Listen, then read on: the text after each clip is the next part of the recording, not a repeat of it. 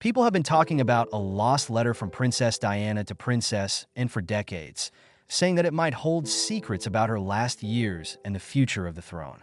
The letter has finally been found after 26 years, but it brings up more questions than it solves. Why did Diana call, and even though they didn't know each other well? Was it a try to get people to understand, a warning, or something the royal family wanted to stay hidden? We think we know everything about Princess Diana, but what if one letter could change everything? A missing letter to Princess and was talked about for decades because it could hold secrets about Diana's problems and the future of the throne. This letter was found 26 years later. Anna and Diana were never close. Therefore, why did she write? Were they trying to keep us from seeing it? For warning? Or a request? And what did Diana have to say that had been kept from everyone for so long? Diana was known for writing very private letters. These letters were often filled with raw emotion and confessions she couldn't say in public. People around the world had seen her at her weakest through the notes she wrote to close friends and confidants. But this wasn't like the old ones. The fact that she went to see Princess and made people wonder what kind of friendship they really had. Was there a desire to make things right? A call for understanding? Maybe something much scarier?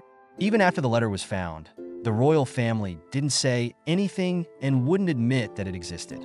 Their silence, on the other hand, spread more stories. If it wasn't dangerous, why had it been kept secret for so long? Some people thought that the letter held secrets about Diana's last years and the hard times she went through that had not been shared. How hard life was as a prince, and maybe even a prediction of what was to come. Others said it showed how tense things were between two people who didn't know each other very well, and something much more personal. In order to fully understand what this letter means, one has to go back many years to a time when Diana and were just two women who were divided by duty but bound by everything else. Their friendship has been complicated from the start. The public was interested in Diana's warmth and charm, and was adamant that job came before feelings. She didn't like theater or public displays that she thought were pointless. She thought Diana was too eager to please and too focused on the compliments she got.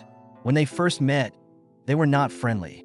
In the months before she married Prince Charles in 1991, Diana did everything she could to get close to her future sister-in-law. It was important to her to make a good impression and show that she respected the royal family's strict rules. That wasn't the case for Anne, though. She wasn't interested in what she saw as Diana's attempts to win people over with her beauty because she had seen too many new royals try to be like everyone else thought a royal should be. One situation stood out to us in particular. Diana's wedding was fast approaching in late June. She had gone looking for her and in hopes of having a moment of connection with her to try to close the gap that seemed to be growing between them. She used a formal word that is used by royalty to show and respect. It didn't seem like and paid much attention to her, though, because she was busy working. Diana was still cold like that, and their relationship was clear from then on, and definitely did not want to be her friend. Nevertheless, why? Why did and first refuse to give in to Diana? A lot of people thought it was just because they were different people. People thought that and was a good queen because she lived a simple life. Many hours were worked behind the scenes, and she did her job without wanting to be noticed. Even though she worked hard, she was always forgotten about. Diana was the first time she had ever been the center of so much public attention. She believed that was not fair. Every move Diana made was watched and praised, even though she worked hard without getting much credit. Over time, the anger only grew stronger and was seen as one of the most responsible royals by the early 1980s. Her tasks were always fully met at the hundreds of events she was scheduled for. Diana then showed up because she was naturally good at getting people's attention, genuinely interested in their lives, and incredibly charming. The story had changed. The world is no longer interested in Anne's work. Diana was all of their dreams come true. Another small but significant split formed during this time, which is still thought to have made and disliked Diana. If and had been born in 1992, many people would have thought she would be Prince William's guardian. It was true that Charles was Anne's son and Peter's uncle. Naturally, the gift had to be paid back. Diana had a different view, though. Diana picked a person from outside the royal family that she loved more than Anne. This choice wasn't missed, and felt overshadowed by Diana before she was publicly turned down for a part she thought was hers. That was not the end of it, though. If nothing else, and thought that she would be thought of when Prince Harry was born in 1984. For some reason, Diana picked someone else. This time, and took it personally. The answer Anne gave was helpful, and didn't show up at all for Prince Harry's baptism. The rest of the family was there to celebrate with them. Her official reason? An earlier commitment. A lot of people, though, thought it was made on purpose. While the rest of the royal family was at Windsor Castle and stayed at her home in Gloucestershire and had a shooting party. It was quiet, but the rejection was clear. The letter was easy to understand. As long as she wasn't important, she didn't need to be there. Even though these things were going on, Diana never talked about and in public.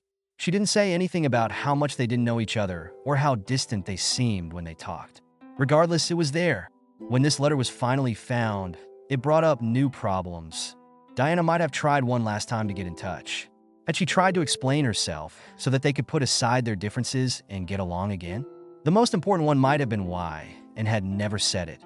If she knew it, why didn't she say anything? What had she decided? As she had left Diana behind years before? Was the truth much more complicated than that? Someone's idea of Diana and Anne's friendship could be completely altered by just one letter.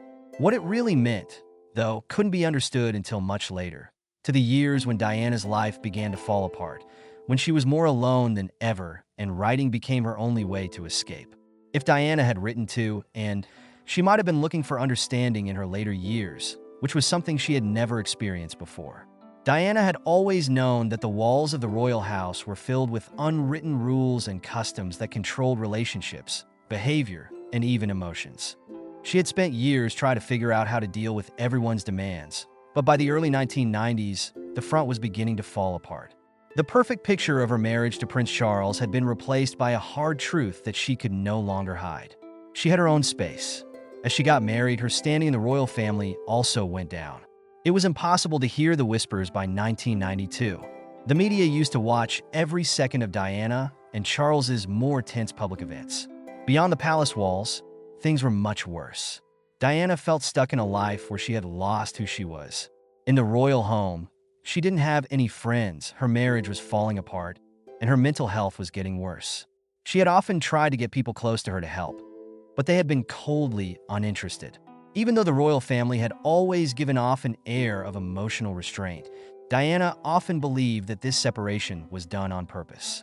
Some of her close friends told her that she was a bother, upsetting the careful order that the monarchs had built up over the years.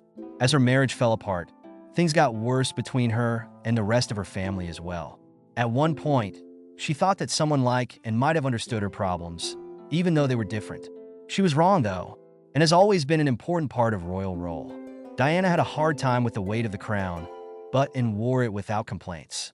She did not like it when people admitted things or acted out in public, and thought Diana's interviews with the media, her willingness to talk about her problems, and her public appearances were all against everything the Queen stood for. Diana thought she had no choice, though. Within the 1990s, a peak was met. John Major, the Prime Minister of Britain, shocked everyone when he said that Charles and Diana were getting a divorce in December 1992. The news shocked people all over the world, but nobody in the house was shocked. The family has been looking forward to this for years. People didn't know how Diana would choose to tell the story. In 1995, Diana did a very in-depth interview with BBC's Panorama. Making the decision that would change the course of royal history was one of the most important things she ever did. She talked with calm confidence about her failing marriage, her struggles with bulimia, and Charles's affair with Camilla Parker Bowles, an event that would go down in history. She said, "There were 3 of us in this marriage, so it was a bit crowded." It was a direct attack on everything the royalty stood for in the interview. There were no filters on it. It was intense. Also, it was the last thing that caused a split between her and the royal family. It made her feel like a stranger after that. Now she is more than just the future king's divorced wife. Reports say Anne was furious, just like the rest of the royal family. She thought that Diana's talk was just for show and that it made the monarchy look bad in public. But more importantly, it proved Anne right when she said Diana was never cut out to live in the royal family. Even though Diana and didn't agree, she still wrote to Anne. The letter had been kept secret for decades, which showed that Diana wanted to send a strong message. Nevertheless, why? What on earth could she have said to a woman who had always avoided her? Diana's life changed after the Panorama interview. It was no longer her job to do what the Queen said. In her efforts to help others, she did far more than what was expected of a queen. She was called the People's Princess because she did good deeds in countries with landmines, went to AIDS clinics, and helped people with leprosy. She changed her heritage by leaving the royal shadow and entering the light she had made for herself. But she was also becoming more open to harm. Since the royal family wasn't protecting her, she was more open than ever to the public and people who wanted to control her. The last part of Diana's life would happen in 1997. In the months before her unexpected death, she also seemed to feel like time was running out. Her friends, co-workers, and people she could trust got more letters from her than ever before. Each of them had a sense of urgency that made her think of something deeper that she was afraid might happen. She said in one letter that she felt like she was being watched. In another, she wrote about how hard things were for her and how scared she was of being shut up. Even though she knew it could be risky to speak out, she had never been one to stay quiet. When that happened, what would she have written to Anne? It's likely that Diana didn't think and would be nice back. She might have written to say something that no one else in the family wanted to hear, not to try to make things better between them. She may have wanted Anne to know what she had been through. She may have hoped that Anne would finally understand that Diana wasn't as bad as her family had made her out to be. Anne never did talk about the letter, though. For years, no one knew it was written, and she never admitted that it existed. A private collection of Diana's letters was put up for sale in 2024, which is when the world learned about it. An envelope with a single note written to, and that had not been opened in decades. It had the information Diana had always wanted a royal family member to know. Diana has written her whole life.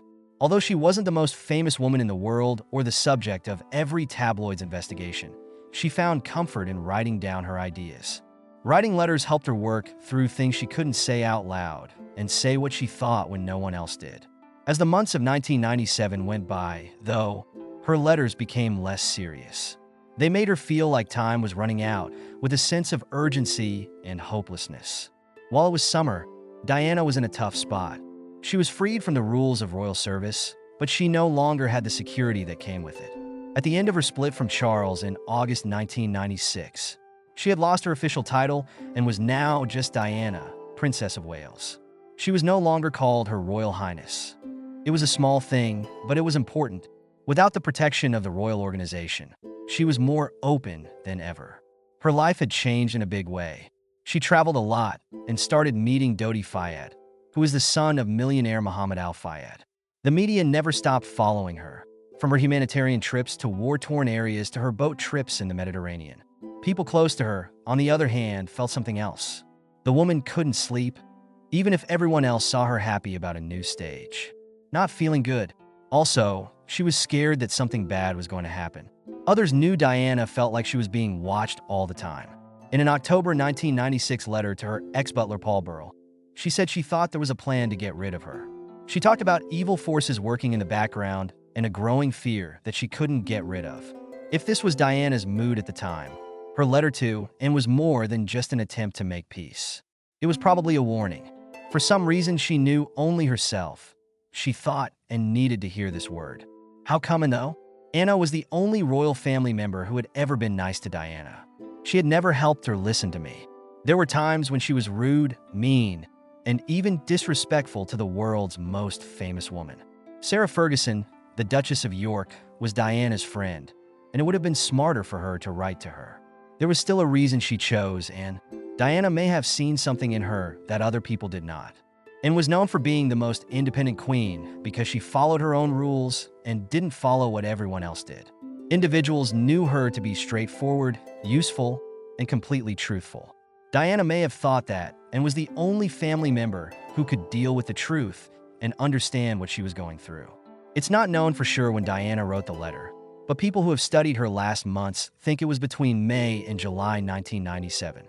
This was an important time in her life. She was in the news because she went into politically sensitive places, did more to help people, and kept fighting landmines. One of her most important actions since then was going to Angola in early 1997 with the Halo Trust, a group whose mission is to clear landmines. Her most famous picture was taken there as she walked through a trap. It was clear that she was more than just a royal leader. Her brave act of protest against politicians who had ignored the issue showed that she was a force for change. However, it put her in trouble. Diana talked more about her fears in the months that followed because some powerful people didn't like how she was getting involved in things going on in other countries. If the point of this letter was to warn, and could it have included information that Diana had learned? She believed her family should be worried about something. Additionally, the message could have been more personal. Diana was only hoping that someone in the royal family would see her for the woman she really was in her last few months. The people's princess, not her. Not the show in the news. That was the only thing she loved more than her two boys. The woman who had tried to remain married, but failed. That woman had been dealing with her own problems and found that the people who were supposed to help her were coldly uninterested. Whatever Diana wrote, no one read it for more than 26 years and never talked about it. Palace officials never admitted that it existed. It looked like the letter was locked up and would never be seen again. But that changed in the year 2024. People who study and collect the royal family paid attention when a private collection of Diana's letters was put up for sale in Essex. Most of the letters were the same kind that everyone has seen before. She sent them to her team as thank you notes. Messages to close friends. One was very clear though, Princess, and got a single package that was sealed. For decades, it had not been opened. When the contents of the envelope were finally made public, it became clear why it had been sealed and kept hidden in a private collection for more than 26 years. The letter was finally opened in 2004, though, and shocked people who had spent decades studying Diana's life. No one knew what would be inside. Not an attempt to share the monarchy's secrets, and not a last-ditch plea for help. What was even scarier was that Diana had written about both the future and her own problems. The letter was written early in 1997, just a few months before Diana died too soon in Paris. The words, written in her signature handwriting, were just as real and deeply felt as any other letter she had sent. However, the tone was very strong. Diana didn't write because she felt bad or sad. By the way she was writing, it looked like she knew what was going to happen. She talked about the problems she had been having and how she had tried to get through a system that wasn't set up to help people like her. She talked about how she had been shut down when she tried to tell the truth and how she had been kicked out because she didn't fit in. But she wrote mostly about the future of the monarchy and how Anne, of all people, would finally change it. Diana didn't say anything angry. Feeling angry? A startling clarity came over her, as if she had already accepted her fate. She talked about how worried she was about the group that had helped her in the past, but then left her when she needed them the most. On top of that, she made a prediction that seems eerily accurate now. She didn't think the monarchy would last because the traditions that had led the royal family for hundreds of years were dying out, and the next generation wouldn't put up with them. She spoke about William and Harry and said that she was worried that the strict rules would make them leave the school for good. The most shocking part of the letter was when she talked to Anne directly, as someone she had grown to dislike instead of as a sister in love. She said that they were different and had never really understood each other. She also said that she admired Anne's strength and her ability to do her royal tasks without wanting praise or approval. In many ways, she agreed, and was everything she had tried to be but failed to be. Independent, unaffected, and not worried about what other people thought of her. But what came next was the question that people still had long after the letter was read. When I can't protect them anymore, would you? It was a scary request because it meant Diana already knew she wouldn't live to see her son become an adult. During her absence, she asked Anne, who had never shown love for her and had never publicly supported her, to watch William and Harry. Why are you asking, Anne? Why not Queen Elizabeth or even Charles? Although Anne seemed cold, Diana may have thought that she was the only one who could give her boys what she herself could never give them. Direction without help and support without a show. And has never been someone who added to public stories or tried to control the press. She had a simple life, doing what she had to do without looking for praise. Diana may have thought that and was the only person who could help William and Harry get through a life she thought would be unbearable in the years to come. The moment this letter was found, everything changed. People thought again about Anne's place in the royal family and wondered if she had ever privately listened to Diana's advice. Was Diana ever in touch with William or Harry after she died? Did she ever try to be the person Diana thought she was? The palace's decision to keep quiet about the letter's truth only made stories grow. Others, though, who looked at Diana's handwriting, the way she talked to people, and how often she wrote letters to express herself, believed it was real. Many people were expecting the news to be upsetting, but it wasn't. There were no betrayals, plots, or affairs found. In reality, It was a mother's last-ditch effort to keep her kids safe even when she wasn't around. Nevertheless, hadn't heard? In the years after Diana died, and stayed as quiet as ever. She didn't talk to the media like other people did, and she rarely talked about family problems. Some people did notice small changes, though, when they looked back, and was never close to William and Harry when they were young. But it is said that she worked behind the scenes to let them make their own decisions about their lives, and led the charge for changes that would make the government more modern and give younger royals more freedom. She was also one of the few family members who didn't criticize Prince Harry and Meghan Markle in public when they said they were quitting their royal roles in 2000. Because she remembered what Diana had said, even though the letter brought up a lot of questions. Its appearance in 2004 put an end to the case. Diana's story had been told for years from the point of view of a tragic, lost promise and what might have been. That being said, this letter was special. The story wasn't about regret or giving up hope. It was one last act of hope. Diana knew she was losing. However, she never gave up on her boys. Her words had shown up again after many years, reminding them of the freedom she had always wanted for them. Even so, the question was still there. Was Anne really good at what Diana asked of her years ago? Or was it forgotten, like Diana had been for a big part of her life? The royal family had wanted to keep it secret. After Diana's message became public, old arguments about the royal family, its traditions, and the cost of duty came up again. For a long time, the government was proud of its ability to keep up with changing times while still following the rules that had been passed down from generation to generation. However, Diana had seen something that other people would not notice. The innocent respect for royal customs was fading, she saw. They said that the government would fall apart because it was too rigid to change. What she said to and wasn't just a request for her boys. It was also a silent warning about what was to come. Now, 26 years after she died, the message seemed even more important. There was no sign of change in the royal family in the years after Diana's death. Even though they were sad about her in public, the organization was just as careful behind closed doors. Due to duty and expectation, William and Harry were raised in the same rigid structures that had hurt their mother. The palace tried very hard to keep things under control, but Diana's impact could not be taken away. She had an effect on every part of the kingdom. She changed how her son saw himself and how people saw the royal family. As adults, both William and Harry started to make choices that were more in line with what their mother believed in, instead of the rules they had to follow. William, who would become king, lived royal life in a modern way, balancing his duties with a strong desire to be independent.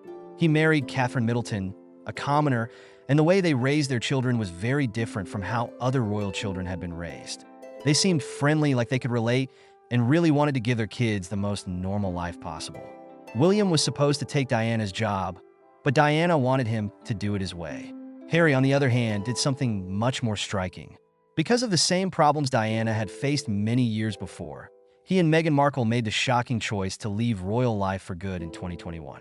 The non-stop media intrusion, lack of safety, and feeling of being alone were all like scenes from the past. It was also clear that Diana was right to be worried when the two talked about their experiences in interviews. Things didn't change with the group. It wasn't learned, and the younger group began to rebel, just as she thought they would. As always, and stayed quiet, didn't change her mind, and did what she had to do. She never talked about Diana's letter in public, and she never said how it made her feel. However, there were small changes that were hard to notice in the years after Diana's death. Anne always wanted a smaller kingdom because she thought that not all royals should have to take on official duties. She believed in being practical and efficient, as well as letting some family members live their own lives. This way of thinking, whether it was on purpose or not, showed the kind of life Diana wanted her boys to have, where they were free to choose their own path, and did not add to the public's complaints after Harry and Meghan left. She didn't look upset or worried. She did not say anything, just like she did not answer Diana's letter. Diana's words are still important in 24 because the monarchy is at a turning point. The message of the letter was timeless, even though it had been kept secret for many years. These days, people are less likely to blindly follow royal rules. Loyalty to the crown without question is being replaced by calls for responsibility and modernization. The royal family can't avoid the question of whether they will fall behind or be able to move forward. Diana saw this coming. She knew before anyone else that the monarchy's future would depend on how well it could deal with change instead of hanging on to the past. It's still not clear if the institution will finally listen to her advice. The message wasn't just about Anne or William and Harry in the end. It had to do with something much more important, a mother's last chance to change what would happen. As a reminder, custom shouldn't hurt people, and duty and love don't have to be at odds with each other. But one thing is certain. People around the world will continue to think about Diana's life and impact. We will never forget her warnings, words, and hope for the future. Today's movie is now over. If you made it this far, check out the other movies on the channel.